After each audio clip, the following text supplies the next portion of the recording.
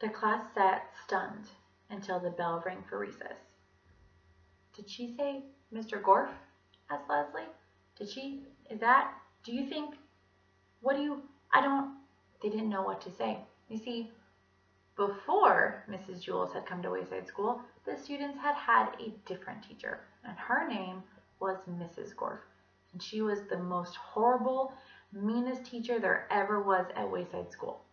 She would take her ears and wiggle them, and then flick out her tongue and turn any student who was misbehaving into an apple. And then she would keep them sitting on her desk.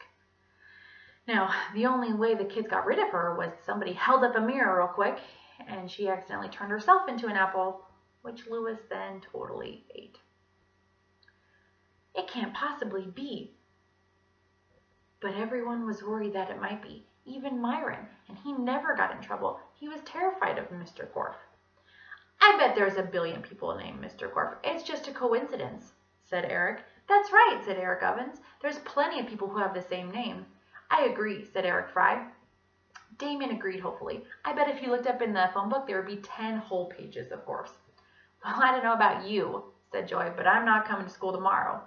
And everyone else kind of agreed. But the next morning, their parents made them all come to school anyway. So everybody arrived on time because nobody even dared to be late. But when they got there, there was no teacher. Dee Dee sat down next to Myron. "Is he here?" she whispered. "Shh," he said. He folded his hands on his desk and he stared straight ahead. And one by one, the students entered the classroom and they quietly sat down at their desks.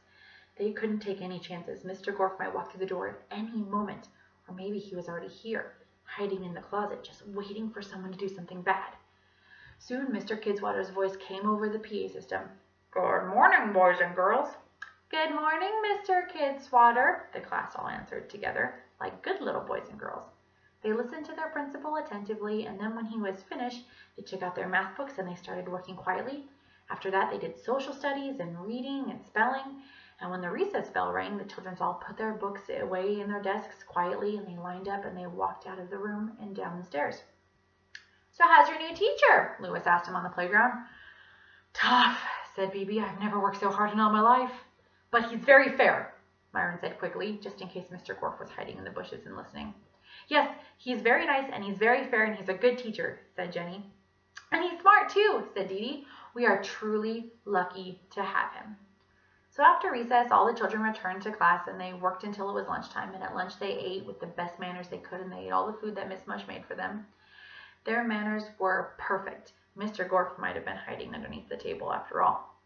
So when lunch was over, they returned to class and they started to practice their handwriting. And after a while, Myron looked around and he just got the urge to do something, just anything. "Ugga bugga," he said. Jenny put her hand to her lips. "Boof, baf, baf, baf, boof," he said, and Jenny shushed him. He stood up. "No," he shouted. "I don't want to be quiet." Everybody tried to get him to sit down, but he climbed on top of his desk. "Look around, everybody," he said. "There's no teacher. We're doing all this work for nothing." He jumped on top from desk to desk. "Hey, Allison," he said, and then he jumped to Dee Dee's desk and Ron's. "Hey, Ron." "Please, Myron," they said, "please come down. This is so much fun," he said. And he jumped around from desk to desk, and he ended with a giant leap and landed right on top of the teacher's desk. Now, Mrs. Jules always kept a coffee can full of Tootsie Roll Pops in her desk drawer, so Myron leaned down and he looked in. It was still there. "Anyone want a Tootsie Pop?" he said. And nobody answered, so he got one from himself and he stuck it in his mouth and he sat right down in Miss Jules' chair and put his feet up. "Please stop, Myron," said Jenny. "What if he's hiding in the closet?"